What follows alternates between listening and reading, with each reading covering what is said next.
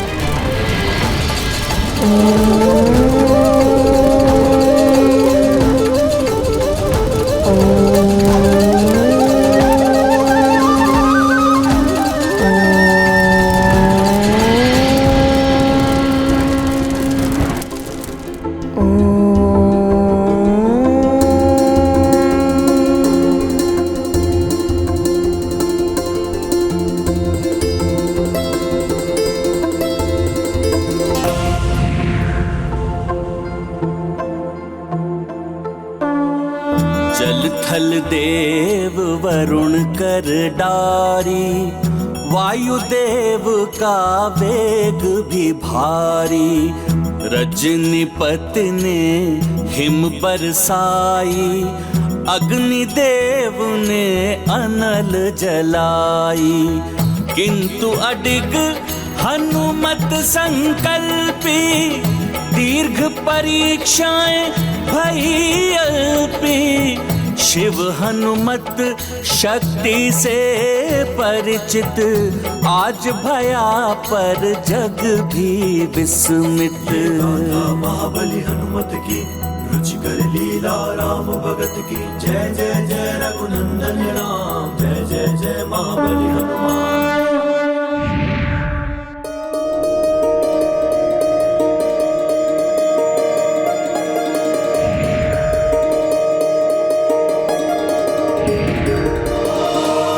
प्रणाम महादेव।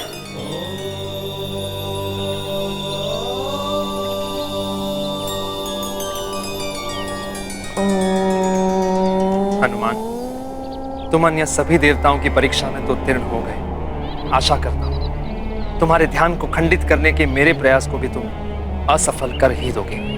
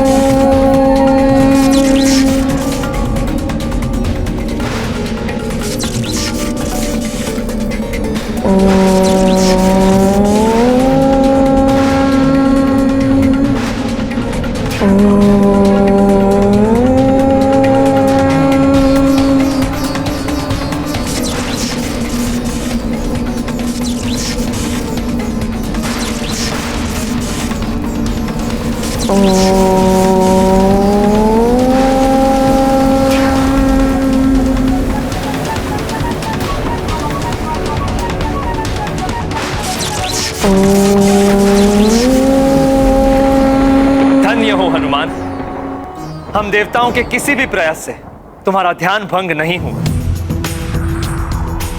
पुत्र, ध्यान योग में तुमने महारथ प्राप्त कर ली है। प्रणाम महादेव। कल्याण हो देवराज।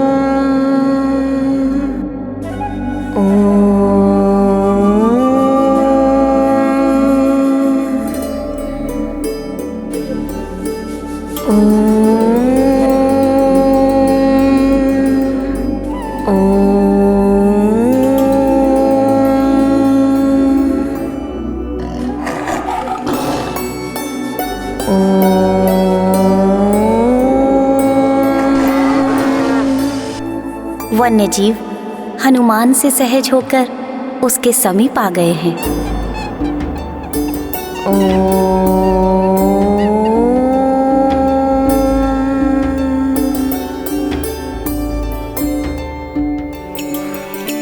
परंतु महादेवी, ये कैसे संभव है? देवराज इंद्र, हनुमान स्थिरता के ऐसे उच्च स्थान पर पहुंच गया है जिसके प्रभाव से वन्य जीवों में सौहार्द उत्पन्न होता है, जो मात्र कैलाश में ही देखने को मिलता है।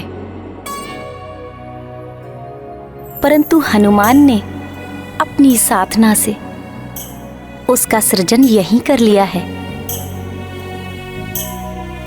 धन्य है पुत्र हनुमान। दृढ़ कपीश जब ध्यान लगावे, जल थल अंबर सब थम जावे। जय मारुति जय केसरी नंदन, कोटि कोटि वंदन अभिनंदन।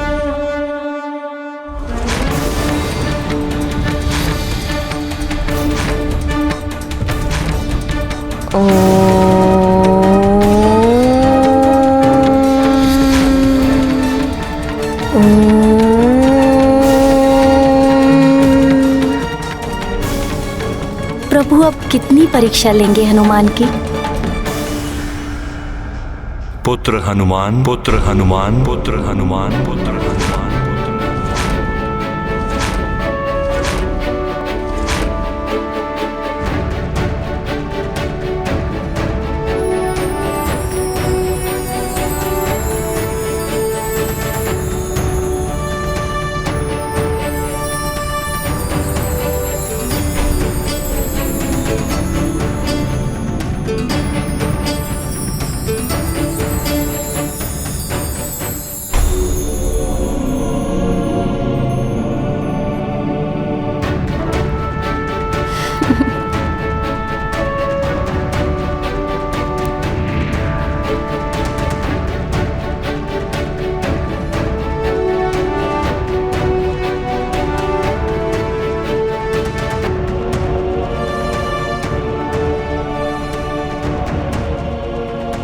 पुनः स्थिरता प्राप्त कर तुम ध्यान योग में दक्ष हुए।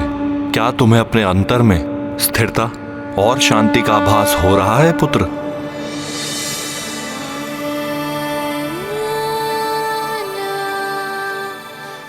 हाँ भोले बाबा, अवश्य हो रहा है। परंतु जो शांति स्पर्श जो मुझे आपके हृदय से लगकर हुई थी, उसकी तुलना में ये कुछ भी नहीं है।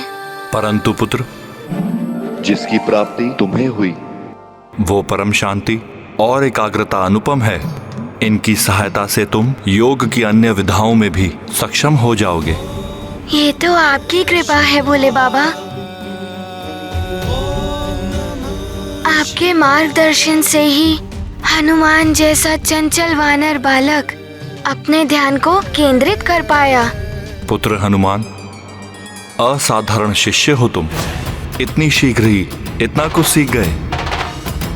ध्यान योग में निपुण होकर अब तुम हठ योग की शिक्षा प्राप्त करने के लिए योग्य हो गए हो।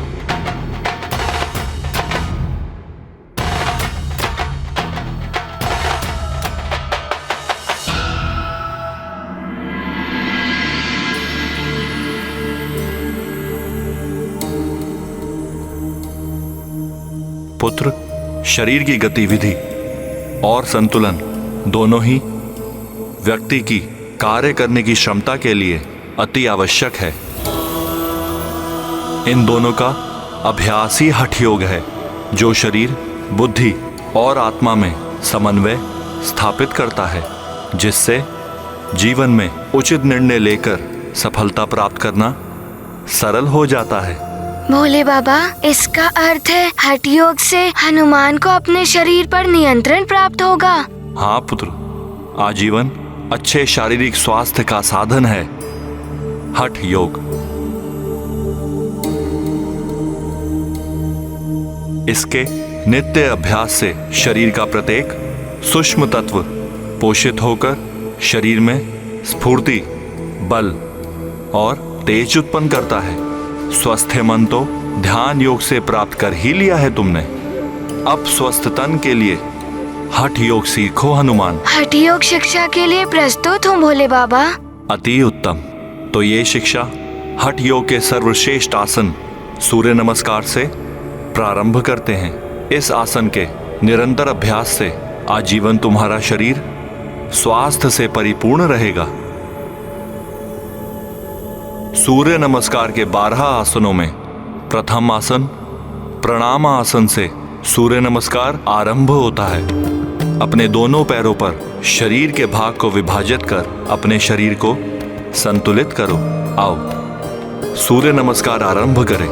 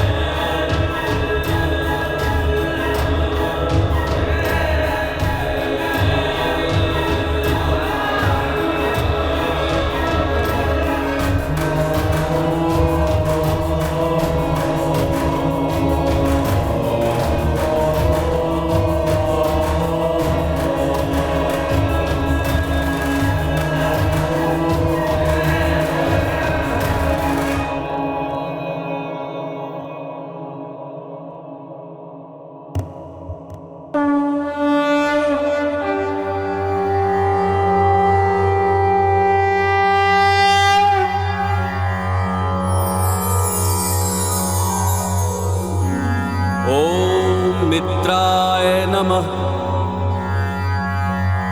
ओम रवये नमः।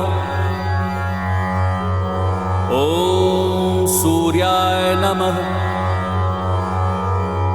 ओम भानवे नमः। ओम खगाय नमः। ओम पूष्णे नमः। ओम हिरण्यगर्भाय नमः। ओम मरीचये नमः। ओम आदित्याय नमः। ओम सवित्रे नमः। ओम अर्काय नमः। ओम भास्कराय नमः। शंकर सुवन केसरी नंदन तेज प्रताप महाजगवंदन। शंकर सुवन केसरी नंदन तेज प्रताप महाजगवंदन। विद्यावान गुणी अति चातुर राम काज करिबे को आतुर। विद्यावान गुणी अति चातुर राम काज करिबे को आतुर। प्रभु चरित सुनबे को रसिया। प्रभु चरित सुनबे को रसिया। राम लखन सीता मन बसिया। सूक्ष्म रूप धरि सियहि दिखावा, विकट रूप धरि लंक जरावा, भीम रूप धरि असुर सहारे, रामचंद्र के काज सवारे। हनुमान ज्ञान गुण सागर जय कपीस तिहु लोक उजागर, जय हनुमान ज्ञान गुण सागर जय कपीस तिहु लोक उजागर जय।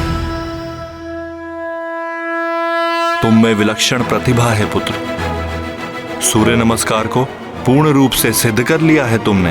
अब प्रतिदिन प्रातःकाल इस आसन का 108 बार अभ्यास करने से सदैव रोग और व्याधियों से मुक्त रहोगे। भोले बाबा, आपकी आज्ञा का पालन कर हनुमान नित्य सूर्य नमस्कार का अभ्यास करेगा। अब और कठिन आसन सीखने का समय आ गया है पुत्र। भोले बाबा, क्या हठ योग में और भी कई आसन हैं? हाँ पुत्र, हठ योग में तो अनेकों आसनों का संचय है। भोले बाबा, फिर तो हनुमान को उन्हें भी सीखना प्रारंभ करना चाहिए। चिंता मत करो पुत्र, तुम शीघ्र ही समस्त आसनों को सीख जाओगे। उसके नित्य पालन से तुम्हारे बल में वृद्धि होगी। आओ हठ योग आरंभ करें।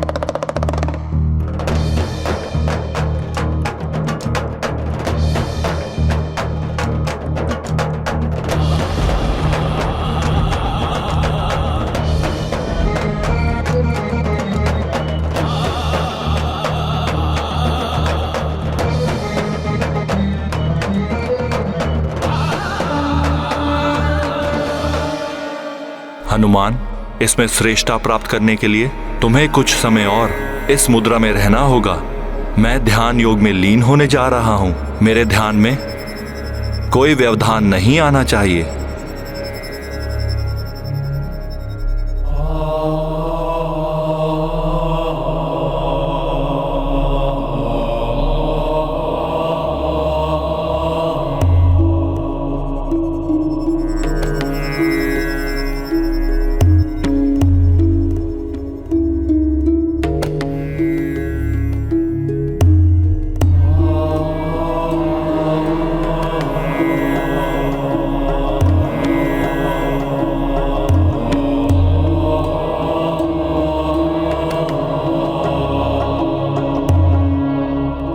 कुछ समय का क्या अर्थ है? ये हनुमान तो भोले बाबा से पूछना भूल ही गया। जब तक भोले बाबा का ध्यान समाप्त नहीं हो जाता, तब तक हनुमान को ऐसे ही रहना चाहिए।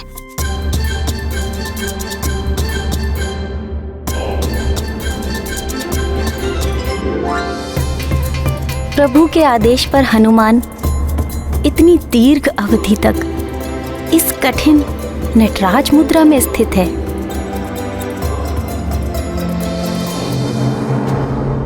यह हनुमान की सरलता है या प्रभु पुनः ध्यान मग्न होकर बाल हनुमान की परीक्षा ले रहे हैं?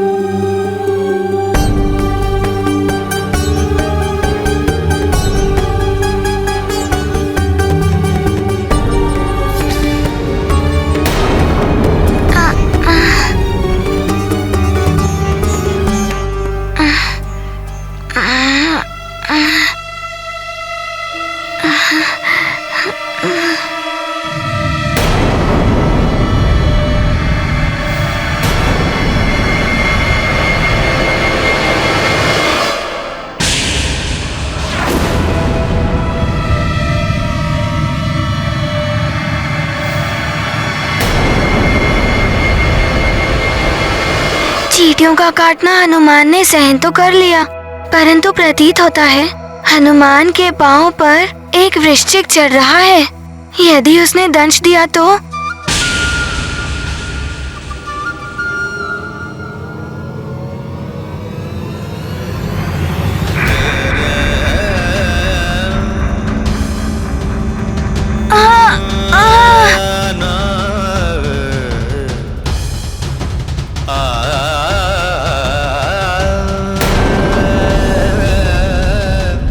हनुमान को किसी भी प्रकार से इस मुद्रा में रहना ही होगा। भोले बाबा की अवज्ञा नहीं कर सकता मैं। ध्यान योग का दुष्कर आसन धारी कपि मुद्रा नटराजन, सहे चूटे वृश्चिक के दंशा, पर न तनिक डिगे शिव अंशा। सूर्य देव का चक्र फिरी है हनुमत, किंतु ध्यान रमे हैं। शंकर ध्यान पूरन भी कीना, किंतु अबहु हनुमत लीना। महाबली हनुमत की रुचिकर लीला राम भगत की। जय जय जय रघुनंदन राम, जय जय जय महाबली हनुमान।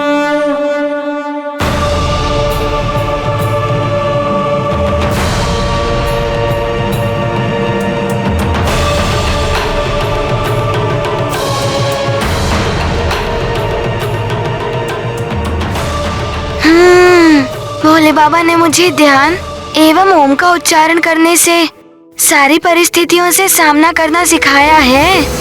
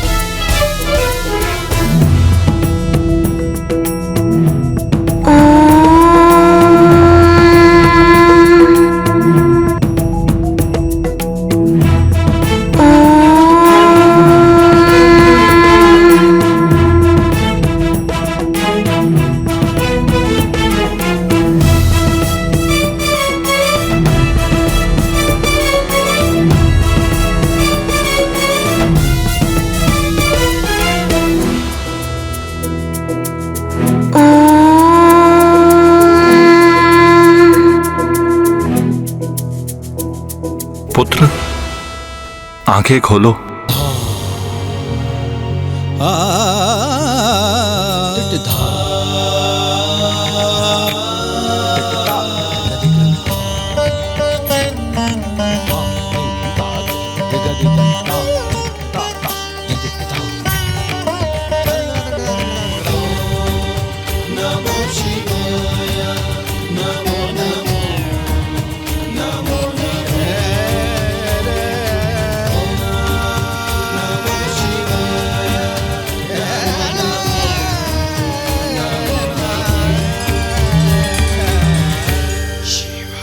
वृश्चिक के दंत से कितनी पीड़ा हुई होगी तुम्हें पुत्र। मैंने तो तुम्हें स्पष्ट कहा था तुम्हें नटराज आसन तभी तक करना है जब तक तुम्हारे शारीरिक संतुलन का अभ्यास पूर्ण हो जाए। फिर तुम इतने दीर्घ अवधि तक ऐसी मुद्रा में क्यों रहे पुत्र?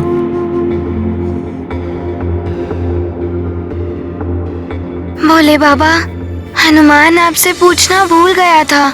उसे कुछ समझ नहीं आ रहा था कि उसे नटराज मुद्रा में कब तक रहना है। आपके ध्यान योग को भंग कर आपसे पूछना नहीं चाहता था हनुमान। इतनी लंबी अवधि तक नटराज आसन में रहकर तुमने ये प्रमाणित कर दिया है कि तुम हठ योग में भी पारंगत हो गए हो हनुमान। पुत्र, मुझे गर्व है कि मुझे तुम जैसा शिष्य मिला।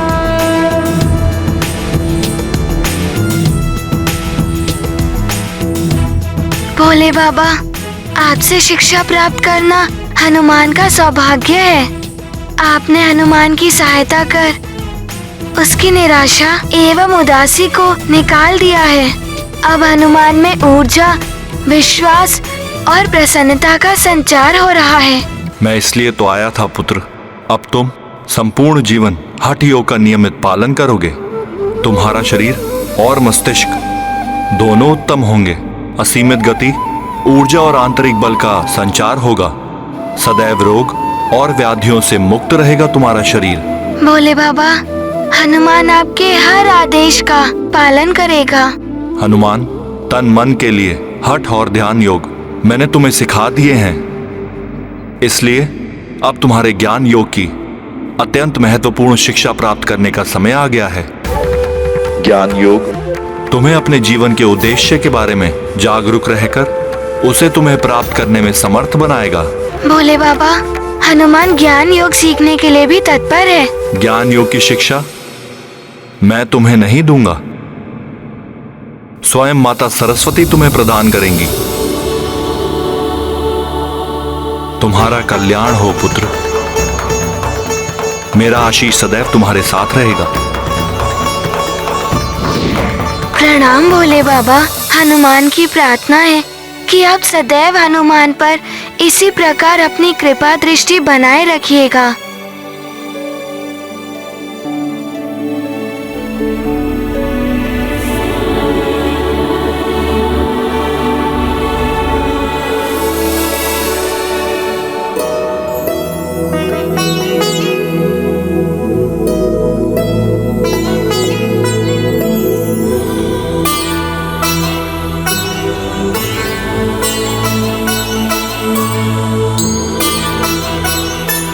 माता सरस्वती, प्रणाम माता। कल्याण हो।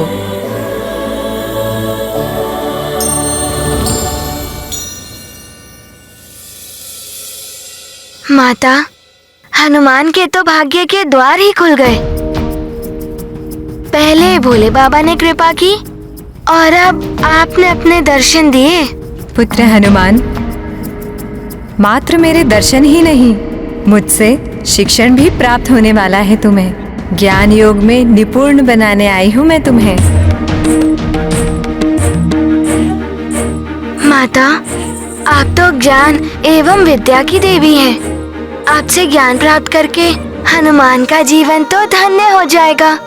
हनुमान, ज्ञान योग के बिना हठ योगी एवं ध्यान योगी अपूर्ण है। ज्ञान योग को प्राप्त करके ही हठ योगी एवं ध्यान योगी संसार के कल्याण के लिए अपने योग का समुचित प्रयोग कर पाते हैं। ज्ञान योग के द्वारा ही तुम्हें ईश्वर की विशालता एवं महानता का आभास होगा, जिससे तुम्हारी आस्था एवं भक्ति में भी वृद्धि होगी।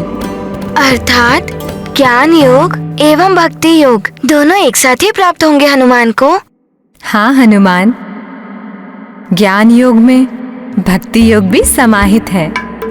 स्वर्ण को ना पहचानने वाले मनुष्य के लिए स्वर्ण मात्र एक धातु का टुकड़ा है, किंतु जो स्वर्ण को पहचानता है वही स्वर्ण का मूल्य समझता है। इसी प्रकार ईश्वर की महानता का ज्ञान होने पर ईश्वर की भक्ति में स्वतः ही वृद्धि होती है। हनुमान, कुछ पूछना चाहते हो? हाँ माता। ईश्वर कौन है? भगवान शिव जी या भगवान विष्णु जी? सत्य तो ये है कि दोनों ही एक है, दोनों ही समान है। ज्ञानवान ही भगवान के इस गुण रहस्य को पहचान पाते हैं। हनुमान, शिव जी की सृजन शक्ति जब नारी रूप में होती है तो देवी आदि शक्ति कहलाती है, जो देवी पार्वती के रूप में उनके साथ रहती है। शिव जी की पालक शक्ति जब पुरुष रूप में होती है तो उन्हें विष्णु देव के रूप में ये संसार जानता है। भगवान विष्णु का कार्य है संसार का पालन करना। संसार का पालन करना? वो कैसे माता? हनुमान, जिस प्रकार माता अपने पुत्र का पालन करती है, समस्त संकटों से अपने पुत्र की रक्षा करती है, उसी प्रकार संसार में जब जब पाप और अधर्म बढ़ता है तब तब भगवान विष्णु धर्म एवं संतों की रक्षा के लिए अवतार लेते हैं और पाप का अंत करके पुनः धर्म की स्थापना करते हैं। हनुमान, सत्य तो ये है कि मैं तुम्हें भगवान विष्णु के अवतारों के बारे में बताने आई हूँ, जिससे भगवान की विशालता एवं उनकी महानता से तुम्हारा परिचय होगा। भगवान विष्णु जी के सारे अवतारों के बारे में बहुत ही आनंद आएगा। माता, हनुमान को शीघ्र ही बताइए ना, भगवान विष्णु जी ने कौन से अवतार धारण किए थे? हाँ हाँ हनुमान, बताती हूँ। ध्यान से सुनो हनुमान। भगवान विष्णु का प्रथम अवतार था प्रभु श्री मत्स्य अवतार लिया था।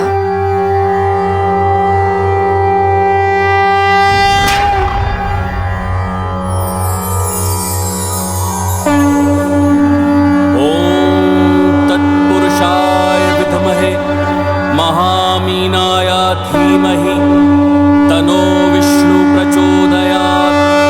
ओम नमो भगवते महामत्स्याय नमः। कठिन परीक्षा, साधना एवं उचित ज्ञान ही सौभाग्य की कुंजी है। पूर्व कल्प के अंत में जब कलयुग समाप्त होने को था, उस समय हुआ था भगवान विष्णु का मत्स्य अवतार। विष्णु देव के मत्स्य अवतार की सहायता से ही सृष्टि की पुनः रचना हुई थी। माता, ये कल्प क्या होता है? हनुमान, तुम्हें ज्ञात है युग कितने होते हैं? हाँ, मेरी माँ ने मुझे बताया था 4 युग होते हैं। प्रथम युग सत्य युग, द्वितीय युग त्रेता युग, तृतीय युग द्वापर युग और चतुर्थ युग कलयुग। हनुमान, तुम्हारी माँ ने तुम्हें उत्तम शिक्षा दी है। अब सुनो, ये 4 युग मिलकर एक चतुर्युग होते हैं और एक सहस्त्र चतुर्युग मिलकर कल्प कहलाते हैं। और कल्प के अंत में महाप्रलय होती है, जिसमें सारा संसार, समस्त चराचर प्राणी सब नष्ट हो जाते हैं, सबका अंत हो जाता है। सबका अंत? ये प्रलय क्यों होती है माता? इसका होना आवश्यक है। हनुमान, जिस प्रकार संसार के समस्त प्राणी की एक आयु निर्धारित होती है, उसी प्रकार एक कल्प की भी आयु सीमा होती है। अतः कल्प के अंत में प्रलय होना निश्चित है। प्रलय का एक कारण ये भी है कि कलयुग में पापाचार, भ्रष्टाचार बहुत अधिक होता है और कल्प के अंतिम कलयुग के समाप्त होते होते पाप कर्म इतने अधिक बढ़ जाते हैं कि पृथ्वी देवी उन पापों के बोझ को सहन नहीं कर पाती। उनके करुण क्रंदन से ईश्वर द्रवित हो उठते हैं और परिणाम स्वरूप वे महाप्रलय की रचना करके सबका अंत कर देते हैं। ये महाप्रलय महाविनाशकारी होती है हनुमान।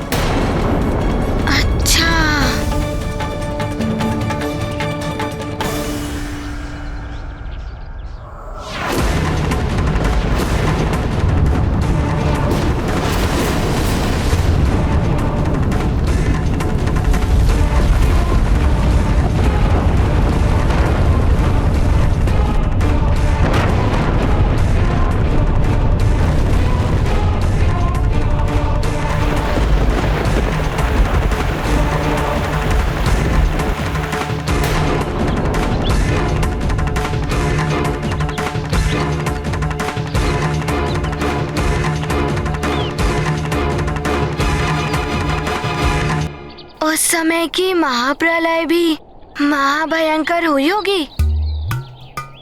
सब कुछ नष्ट होने का अर्थ है सबकी मृत्यु। सबकी मृत्यु नहीं हनुमान, कलयुग के पापमय अंधकार में भी धर्म और आस्था की ज्योति जगाए रखने वाले कुछ भक्त हृदय मनुष्य भी होते हैं। ऐसे कुछ स्त्री पुरुषों, कुछ जीव जंतुओं एवं वनस्पतियों आदि को स्वयं ईश्वर ने अपनी लीलाओं के द्वारा विनाशकारी प्रलय से बचाया था। यही तो मैं भी सोच रहा था माता, कि भक्तों की रक्षा ईश्वर ने अवश्य ही की होगी। हनुमान, महाप्रलय से भक्तों के प्राण बचाने के लिए ही भगवान श्री विष्णुदेव ने ही मत्स्य अवतार लिया था।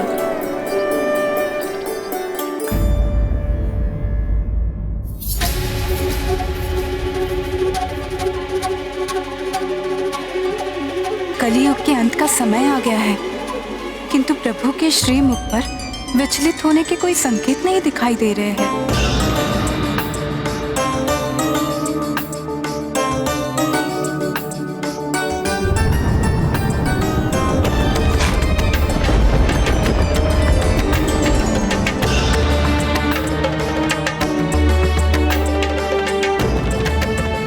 स्वामी, जगत का अंत होने को है। जग को अपने प्रथम अवतार के दर्शन दीजिए प्रभु। प्रलय की विनाश लीला का आरंभ हो गया है।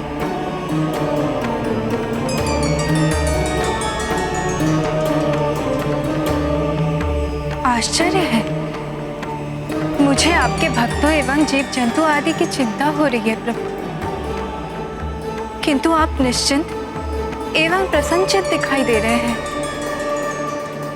आपकी भी लीला का समय हो गया है प्रभु।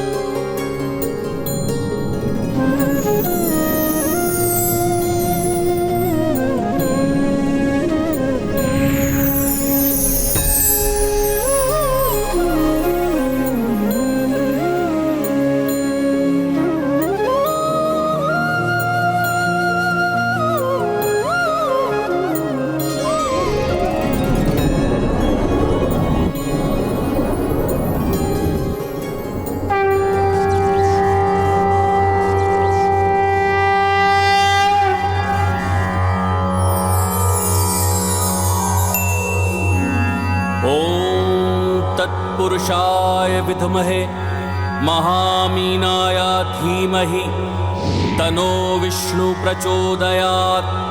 ओम नमो भगवते महामत्स्याय नमः। किंतु माता, उस छोटे से मत्स्य ने सारे भक्तों को महाप्रलय महाविनाश से कैसे बचा लिया? शीघ्र बताइए माता। वानर हूँ ना, चंचल बुद्धि हूँ। आप मेरी चंचलता पर ही हंस रही है ना? क्या करूँ माता, शीघ्र ही उतावला हो जाता हूँ। पुनः हंसने लगी आप माता। हनुमान, तुम्हारे भोले भाले मुखड़े और नटखट भाव भंगिमा से ही हंसी आ गई थी। हनुमान, छोटी सी मुट्ठी में भी सारा संसार समा सकता है। स्मरण रहे हनुमान, संसार में छोटा बड़ा कुछ नहीं होता। जो आज बड़ा दिखाई दे रहा है वो कल छोटा हो जाता है, और जो आज छोटा है वो कल बड़ा भी हो जाता है। मुझे तो कुछ समझ में ही नहीं आ रहा है माता। हनुमान, जब कथा पूर्ण होगी तब तुम्हें मेरे कथन का अर्थ समझ में आएगा, अभी नहीं। तो शीघ्र बताइए ना माता, प्रभु विष्णु जी की मत्स्य अवतार की कथा।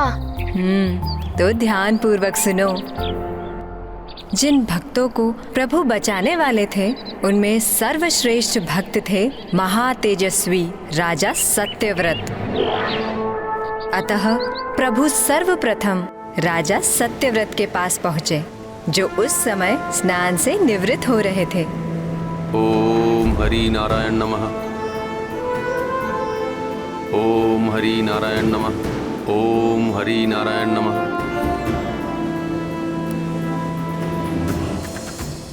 ओम हरि नारायण नमः। ओम हरि नारायण नमः। रुक जाइए राजन।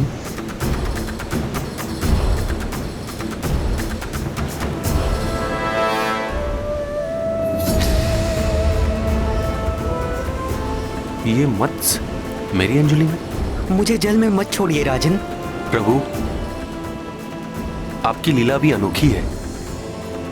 आपकी कृपा हो तो पत्थर भी बोल पड़ते हैं। ये तो एक जीवधारी मत्स्य है। आप तो देख ही रहे हैं, मैं एक छोटा सा मत्स्य हूँ। समुद्र में भयानक जलचरों के मध्य मेरा जीवन कभी भी संकट में पड़ सकता है। वे एक क्षण में मुझे अपना भोजन बना लेंगे। मैं इसीलिए आपकी शरण में आया हूँ, मेरी रक्षा कीजिए। मत्स्य, तुम बिल्कुल चिंता ना करो। मैं भली भांति तुम्हारी देखभाल करूंगा और तुम्हें रहने के लिए सुरक्षित और पर्याप्त स्थान दूंगा। धन्यवाद राजन।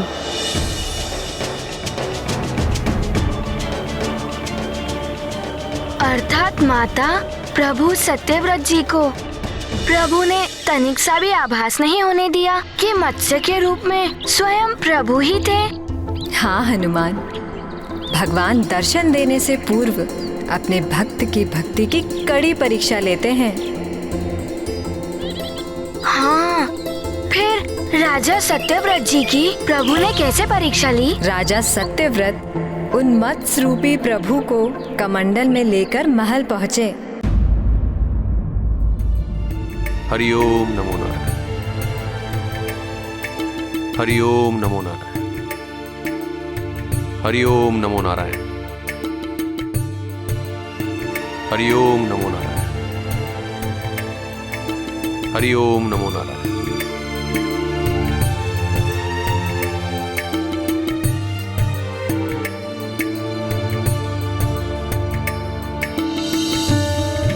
हरिओम नारायण हरि। हरिओम नारायण हरि। यह ध्वनि कहां से आ रही है? यह गड़गड़ की ध्वनि तो और तीव्र हो गई। यह ध्वनि कहां से आ रही है?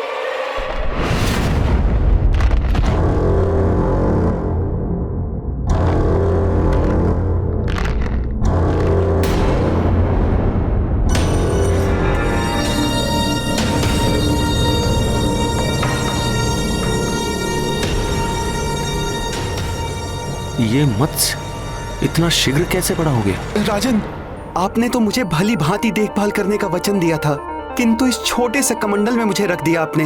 ये बहुत छोटा है, मैं असहज हूँ इसमें। अच्छा अच्छा, तुम चिंता मत करो। मैं तुम्हें तुम्हारे योग्य किसी बड़े और सुरक्षित स्थान पर ले जाता हूँ। धन्यवाद राजन।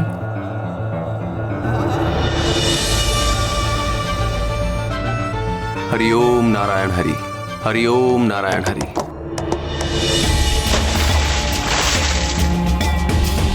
अब तुम इसमें आराम से रहो।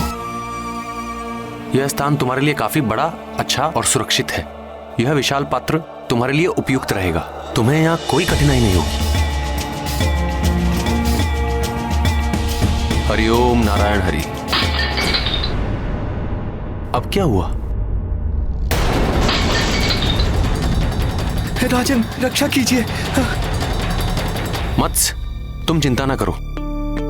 हम तुम्हारे साथ किसी भी प्रकार की कोई दुर्घटना नहीं होने देंगे। हम तुम्हें इससे भी बड़े और उपयुक्त स्थान पर रखेंगे। धैर्य रखो। अर्थात पुनः प्रभु की लीला हुई। फिर क्या हुआ माता, शीघ्र बताइए ना। फिर जैसे ही राजा सत्यव्रत ने कक्ष के बाहर अपना पांव रखा,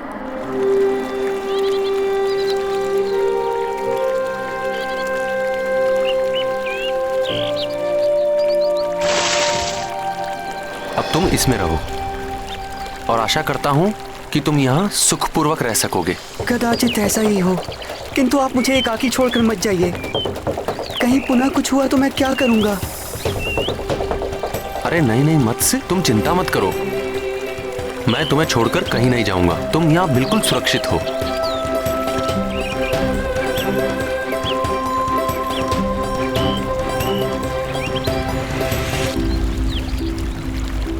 परंतु माता, हनुमान को एक बात समझ नहीं आ रही है। यदि प्रभु को मत्स्य रूप में बड़ा होना ही था तो वो छोटे रूप में क्यों आए? और वो धीरे धीरे करके बड़े हुए, एक ही बार में बड़े क्यों नहीं हो जाते? बड़ी परीक्षाओं के उपरांत ही प्रभु के दर्शन होते हैं हनुमान। ये राजा सत्यव्रत के धैर्य एवं उनकी सहनशीलता की परीक्षा थी। इसके साथ ही भविष्य की घटना से भी इनका संबंध था।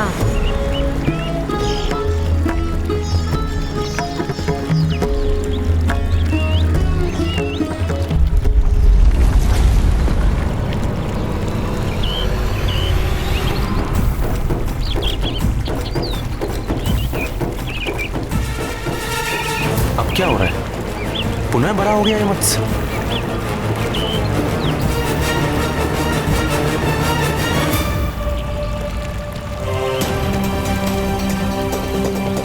हे भगवान, विचित्र है यह मत्स्य। इसकी देह में कितनी तीव्रता से वृद्धि हो रही है।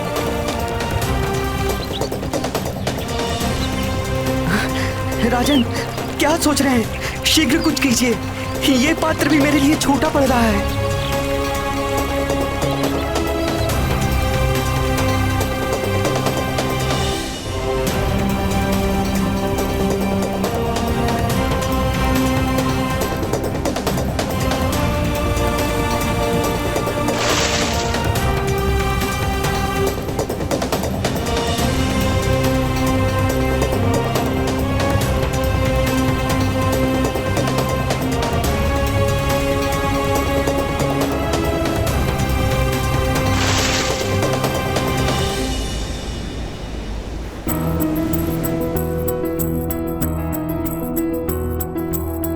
नन्ही मीन कमंडल माए, आकारा में बढ़ती जाए।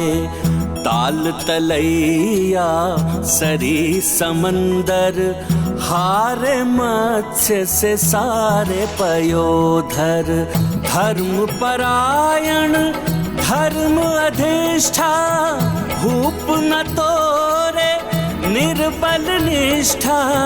लेवे परीक्षा नृप की आए, मत्स्य अवतारा हरि दर्शाए। यह क्या विचित्र माया है? एक साधारण मत्स्य के लिए तो क्या, इस संसार के किसी भी प्राणी के लिए ऐसा चमत्कार करना असंभव है।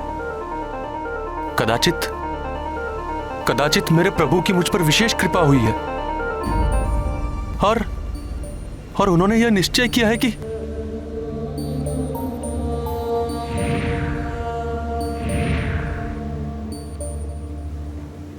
प्रभु, मेरे नारायण हरि, मैं जानता हूं कि इस अद्भुत मत्स्य रूप में आकर आपने अपने इस भक्त पर विशेष कृपा की है प्रभु। अब आप मुझे दर्शन देकर मेरा जीवन धन्य कर दीजिए प्रभु। मुझे दर्शन दीजिए, मुझे दर्शन दीजिए।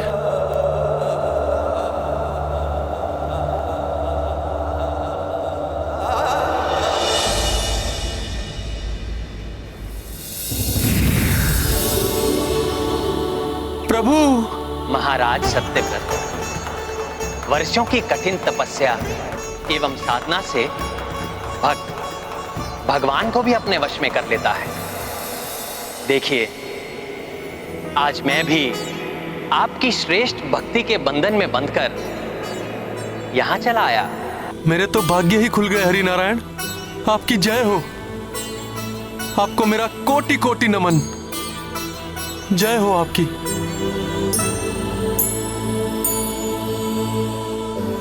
प्रभु, आपने दर्शन देकर मेरे संपूर्ण जीवन की साध पूर्ण कर दी। प्रभु, मेरे भगवान, अब मुझे अपने इस जीवन में कुछ और प्राप्त करने की इच्छा नहीं रही।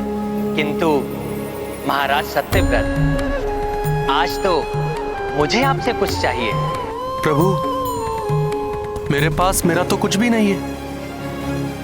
जो कुछ है सब आपकी ही कृपा का फल है प्रभु। आप आज्ञा दे प्रभु। मैं अपना जीवन भी आपके चरणों में अर्पित करने के लिए प्रस्तुत हूँ। राजन, आपको अपना जीवन अर्पित नहीं करना है, अपितु आपको औरों की जीवन रक्षा का कार्य करना है। प्रभु, मैं आपके इस कथन का आशय नहीं समझा। राजन, इस युग का अंत 7 दिनों में होने वाला है। पृथ्वी के अनेक भागों में प्रलय आरंभ हो चुका है। शीघ्र ही ये संपूर्ण पृथ्वी प्रलय जल में समा जाएगी और इस पृथ्वी पर स्थित समस्त चराचर प्राणी मृत्यु को प्राप्त हो जाएंगे। इस विनाशकारी प्रलय में अब तक पृथ्वी का 1/4 भाग डूब भी चुका है। इसलिए राजन, मैंने आपको एक महान दायित्व सौंपने का निश्चय किया है कि आप सभी भक्त, स्त्री पुरुषों, सभी प्रजाति की वनस्पतियों और वृक्षों के बीच, समस्त पशु पक्षियों के नर मादा जोड़े एवं सप्त ऋषियों को उनके परिवार सहित एक विशाल नौका में एकत्रित कर लें। यह कार्य आपको सीमित समय अवधि में पूर्ण करना है। मैं अपनी पूर्ण क्षमता के साथ आपके इस आदेश का पालन करूंगा प्रभु, किंतु चिंता न करें राजन, आपकी सहायता के लिए मैं रहूंगा आपके साथ। बस आपको इतना स्मरण रखना होगा कि नौका को जल में उतारने से पूर्व आपको नागराज वासुकी को भी अपने साथ नौका में रखना होगा। प्रभु, जब मेरे शीर्ष पर आपका वरद हस्त है तो यह कार्य तो संपन्न होगा ही। बस अपना आशीष मुझ पर सदा यूं ही बनाए रखें प्रभु। मुझे आप पर पूर्ण विश्वास है महाराज सत्यव्रत। जिस प्रकार आपने मेरे इस मत्स्य रूप जीवन की रक्षा के लिए इतनी तत्परता से प्रयत्न किए, उसी प्रकार अन्य जीवों की रक्षा करने के लिए भी आप उतनी ही तत्परता से कार्य करेंगे। अवश्य प्रभु, आपके इस आदेश का पूरे प्राण प्रण से पालन होगा।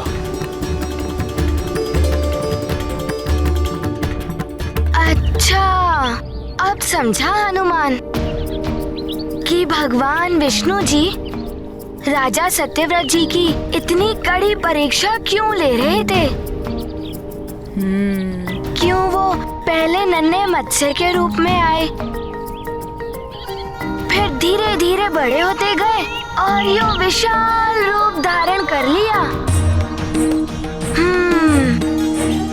राजा सत्यव्रत जी की सहनशीलता की सीमा को देखना चाह रहे थे वो, कि सबके प्राण बचाने के लिए राजा सत्यव्रत पूर्ण तत्परता से कार्य कर सकते हैं या नहीं। किंतु मैं अभी भी ये नहीं समझ पा रहा हूँ कि भगवान विष्णु ने मत्स्य का रूप ही क्यों धारण किया। जब पूर्ण कथा सुनोगे हनुमान, तो तुम्हें ये भी समझ आ जाएगा। जैसे तुम राजा सत्यव्रत की परीक्षा के बारे में जान गए हो, परीक्षा की सफलता ने ही राजा सत्यव्रत को इतना महान उत्तरदायित्व दिलाया।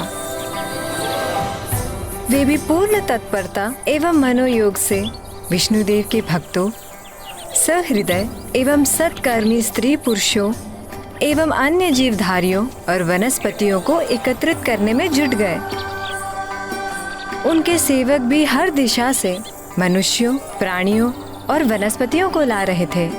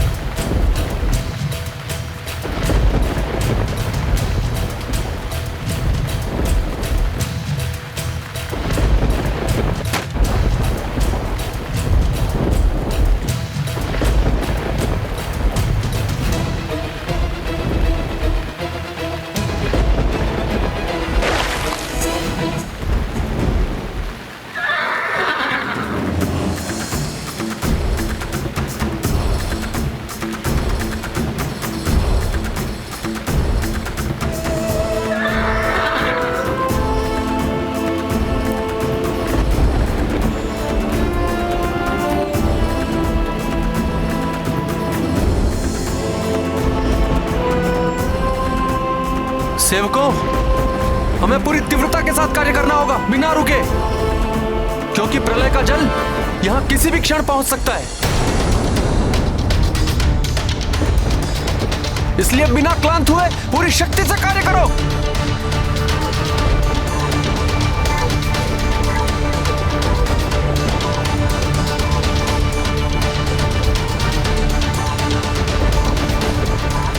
महाराज, अब हम श्रमिकों की भांति कार्य मत कीजिए, हम शीघ्र कार्य पूर्ण कर लेंगे।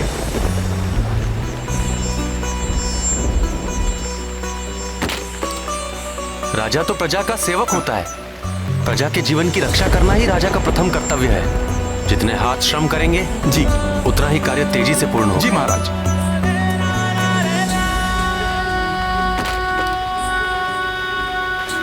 साथियों, वर्षा कितनी भी तीव्र गति से हो, हमारी दृढ़ इच्छा शक्ति को परास्त नहीं कर सकती,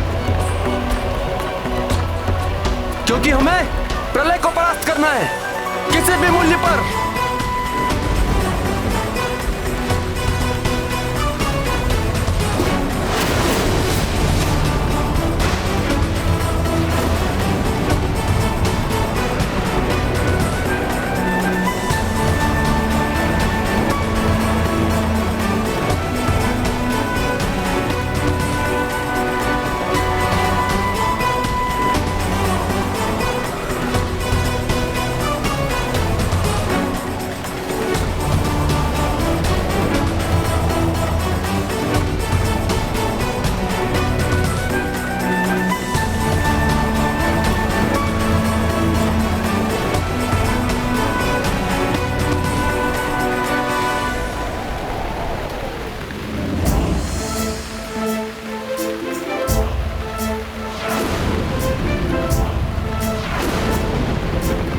साथियों, समय बहुत अल्प है मित्रों, अपनी संपूर्ण शक्ति और सामर्थ्य लगा दो।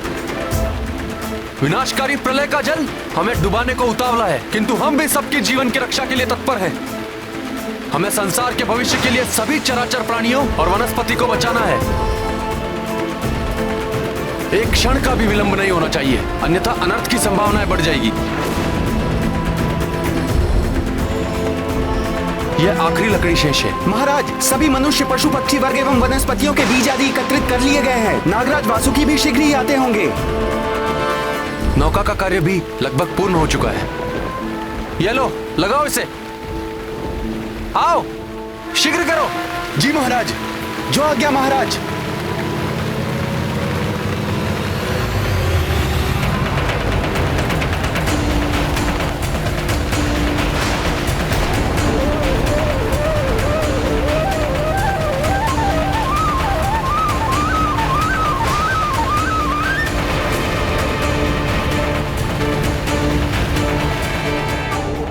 तो पूर्व संकेत है प्रलय की।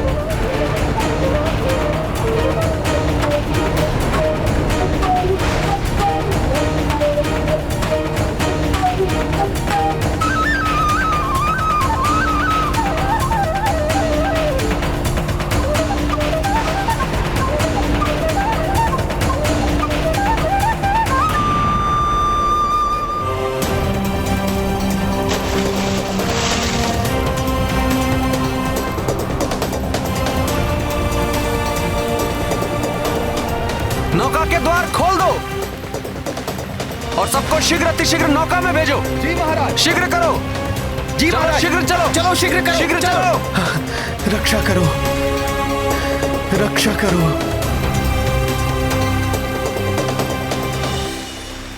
जाइए शीघ्र।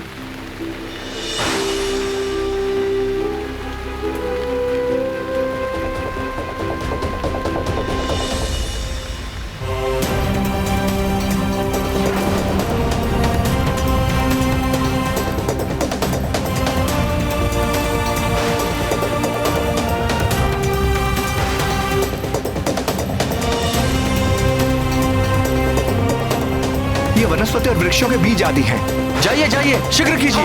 चलो शीघ्र चलो। शीघ्र कीजिए, जाइए। हिंसक पशुओं को देखकर कोई भयभीत ना हो। इस विनाशकारी प्रलय से सबके प्राण बचाने हैं हमें। आप सब लोगों से हमारी यह विनती है कि इस कठिन घड़ी में एक दूसरे की सहायता करें। हाँ, हाँ, हाँ। फिर वो मनुष्य हो या पशु पक्षी, आप सब सहयात्री हैं इस नौका में। आइए शीघ्र कीजिए।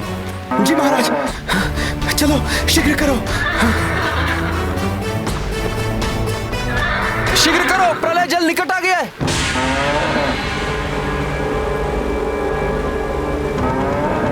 प्रलय जल तो आ ही गया है राजन, कहीं ये शेष लोग छूट ना जाएं। आप चिंता मत कीजिए, मैं किसी को छूटने नहीं दूंगा। शीघ्र कीजिए, जाइए शीघ्र। हाँ जी महाराज, शीघ्र करो।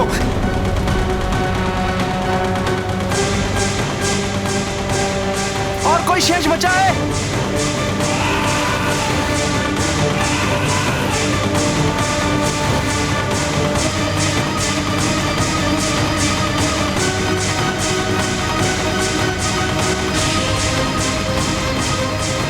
ये नागराज वासुकी कहाँ रह गए?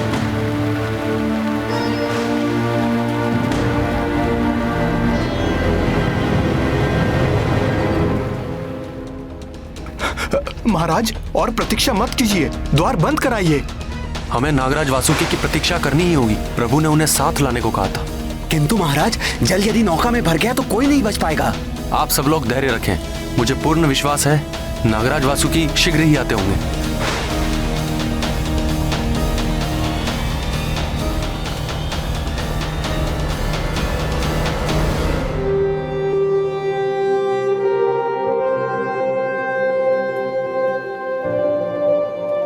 प्रभु श्री नारायण का नाम लो और द्वार बंद करो जल्दी।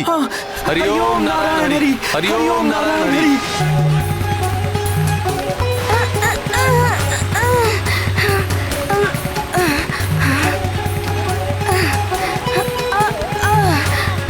आप सब लोग सतर्क रहें, धैर्य रखें और तनिक भी भयभीत न हो।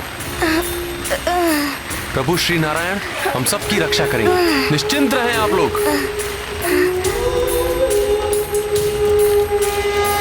हे भगवान, ऐसे विनाशकारी लहरें, कहीं नौका ही ना पलट जाए। शुभ शुभ बोलो, प्रभु पर भरोसा रखो, वो सब ठीक कर देंगे। प्रभु श्री हरि नारायण की, प्रभु श्री हरि नारायण की। हरिओम नारायण हरि, हरिओम नारायण हरि, हरिओम नारायण हरि, हरिओम नारायण हरि, हरिओम नारायण हरि। माता, प्रभु की कृपा से सब नौका सहित जल में तो उतर गए, परंतु क्या नौका इतनी सुदृढ़ बनी थी जो प्रलय की भयंकर लहरों की थपेड़ों को सहन कर सके, सब सुरक्षित रह सके। जैसे जैसे नौका आगे बढ़ रही थी, प्रलयकारी लहरें और अधिक भयावह हो रही थी।